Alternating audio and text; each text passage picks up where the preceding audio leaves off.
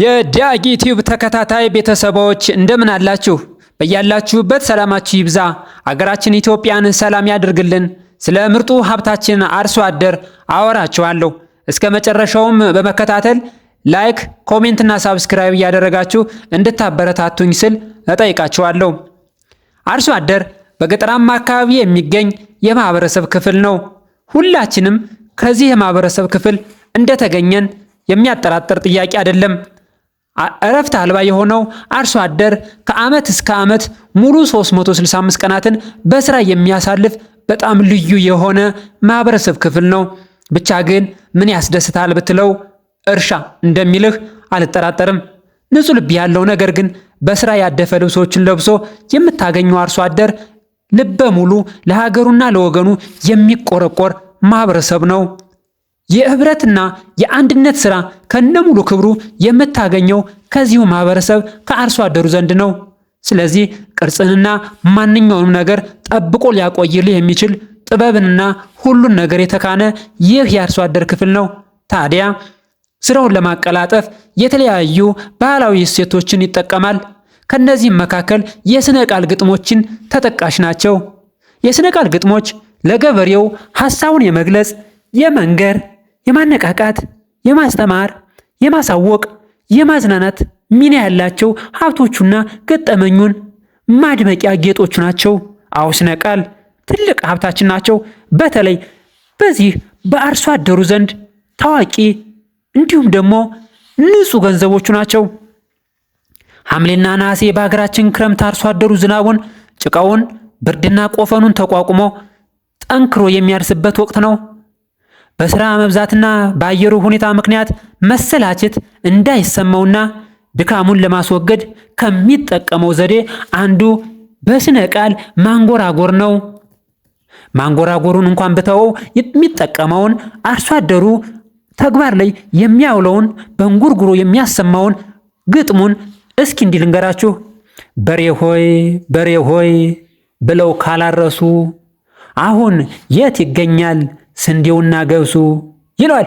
እንደገና ደግሞ ሐምሌ ነሐሴ ያልከሰበ ያላረሰ ሰው ቀንበሩም ሞፈሩም ቀሚስ አልብሰው ይለዋል ማለት ነው። በተለይ ደግሞ በክረምቱ የእርሻ ስራ ላይ በሬዎቹ እያሞገሰ ሰነፎች ለስራ እንዲነሱ እየቀሰቀሰ ራሱንና መሰል ታታሪዎችን እያደነቀና እያበረታታ ስራውን በብቃት ሲያከናውን ይውላል።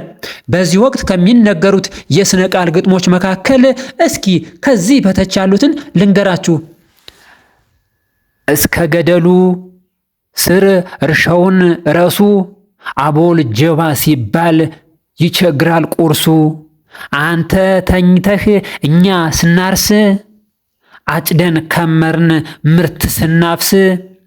ከስንፍናህ እንቅልፍ አንተ ስትነቃ መስከረሙም ነጋ ክረምቱም አበቃ ይሉታል አርሶ አደሮች ማለት ነው። የዚህኔ የሚመጣው ወኔ እንዲህ በአይን የሚለካ በቀላሉ የሚታወቅ አይደለም። እንዲህ እያለ አርሶ አደሩ ክረምቱን በትጋት ማረስ ከረሃብና ከችግር እንደሚያድን ውብ በሆነ ስነ ቃል ይገልጻል። ለእርሻ ስራ ወሳኝ የሆነውን የክረምቱን ወቅት በስንፍና ማሳለፍ በቀጣይ ለሚመጣው ጊዜ ለችግር የሚዳርግ የሞኝነት ተግባር መሆኑን ይናገራል፣ ያስተምራል በስነ ቃሉ ማለት ነው። ዝናብና ፀሐይ ፈርተው ካላረሱ ጤፍ እንጀራ በርጎ እንደ ልብ አይጎርሱ።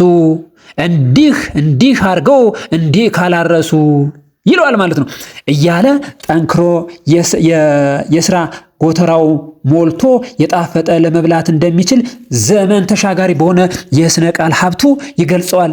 በሌላ በኩል የራሱ የስራ ብርታትና ጎበዝ ገበሬነት እያንጎራጎረ በመንገር ጎተራው ሙሉ በመሆኑ ብድር እንደማይጠይቅም መልእክቱን ያስተላልፋል። እንዲህ እያለ ያርሳል ያሳርሳል ያወጣል ዳሪ ሚስቱን አይላትም ሂጂ ተበደሪ።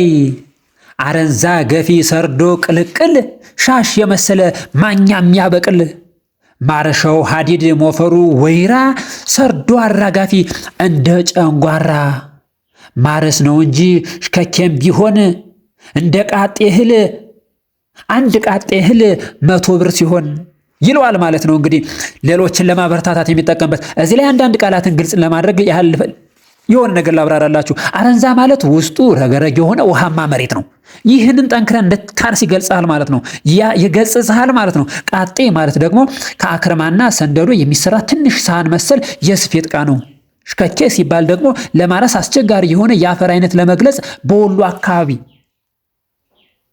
አካባቢ በህዝብ ዘንድ የተለመዱ ቃላት መሆናቸውን እዚሁ ጋር ማሳሰብ እወዳለሁ ማለት ነው። የኢትዮጵያ ኢኮኖሚ የተመሰረተው በእርሻ ላይ መሆኑ የሚታወቅ ነው። የእርሻ ስራው ባለመዘመኑ በዝናብና በበሬ ጫንቃ ላይ ተንጠልጥሎ ለዘመናት ዘልቋል። ምን አትሉኝም? እርሻ ወይም የኢትዮጵያ ኢኮኖሚ ማለት ነው። ለአርሶ አደሩም የኑሮ ዋስትና ለሆነው የእርሻ ስራው ዋና ረዳቶቹ በሬዎቹ ናቸው። አርሶ አደሩ እንደ አንድ የቤተሰብ አባል የሚቆጥራቸው በሬዎቹ ቡሬ፣ ሶረን፣ ቦራ፣ መጋል እያለ ስም ያወጣላቸዋል። ታዲያ በእርሻ ስራ ወቅት በሬዎቹ በስማቸው እየጠራ በስነ ቃሉ ያሞጋግሳል፣ ያደንቃቸዋል። መጋል ከሶረን ሲተባበሩ ማዕበል የመታው ይመስላል ፈሩ፣ በወይፈን በጊደር ካልተፍጨረጨሩ የጎተራ ሌባ ያደርጋል መንደሩ። በሬው ጀገነ ሞፈሩ ሰላ፣ ገለባበጠው ቅብቡን ሁላ። በሬው ሰጋኒ ማረሻው ወጊ፣ የቤቱ ጌታ ምርት አረግራጊ ይለዋል ማለት ነው። አርሶ አደሩ በሬውን እንደ ቤተሰቡ አባል ብቻ ሳይሆን ከአንድ ቅርብ ጓደኛም እያወራ ሲያጠፋም እየተቆጣ ከዚያም ካለፈም መግባባት እስኪችሉ ድረስ በጅራፍ ይገርፈዋል። በሬውም መሬቱ ፈንቅሎ በማረስ ታዛዥነቱን ያሳያል። በዚህ ጊዜ አርሶ አደሩ ልዩ ልዩ ስነ ቃሎችን እያነሳሳ የእርሻ ስራውን ያከናውናል። ተው መጋል ተው ቦራ፣ አንተናን ያለን መሐላ፣ እኔም ላልገርፍህ አንተም ላትላላ ላትን ወደ ኋላ። ካረሱ ማይቀር ሞፈር ከበሱ፣ ሲያደናግር ነው ባቄላ ገብሱ እያለ ያሞግሰዋል ማለት ነው። ሰማይ በደመና ተሸፍኖ ጉርምርምታ ሲያሰማ፣ ምድር በዝናብ ረጥባ በአረንጓዴ ስትሸፈን፣ የክረምቱ ጭጋግና ቆፈን ከእረኞች ጅራፍ ጩኸት ጋር ሲደማመር ልዩ የክረምት ድባብ ይፈጥራል። እናም አርሶ አደሩ በዚህ ድባብ ታጅቦ የመጪውን የመኸር ምርት ውጤታማነት እያሰበ ከሌላው ጊዜ በተለየ በስራ የሚተጋበት ወቅት ነው። ይህንን የስራና የእርሻ ዝግጅት ወቅትም በስነ ቃሉ ሳያስበው አያልፍም። እንዲህ እያለ ሰኔ ግም ሲል ሐምሌ ሲያገሳ፣ አከናናቢ ጎድጓዳ ማሳ፣ የበሬው ዳኛ የበሬው ምሁር፣ አቆላላፊ ክምር በክምር እያለ ራሱን ያሞግሳል ማለት ነው። በክረምት ወቅት የዝናቡ ጊዜ ሳያልፍ ጠንክረው ማረስና መዝራት ካልቻሉ በበጋው ለችግር መጋለጥ የማይቀር ነው። ሰነፍ አርሶ አደር የእርሻ ጊዜ ሳያልፍበት ጠንክሮ እንዲያርስና የሥራ ክቡርነትን እንዲረዳ ትጉህ አርሶ አደሩ በስነ ቃል እያዋዛ እንዲህ ይነግረዋል። ሲሞላው እህል ቀዬ አውድማህን፣ መጣ አባ ቢድራ ሊሰጥህ ልጁን።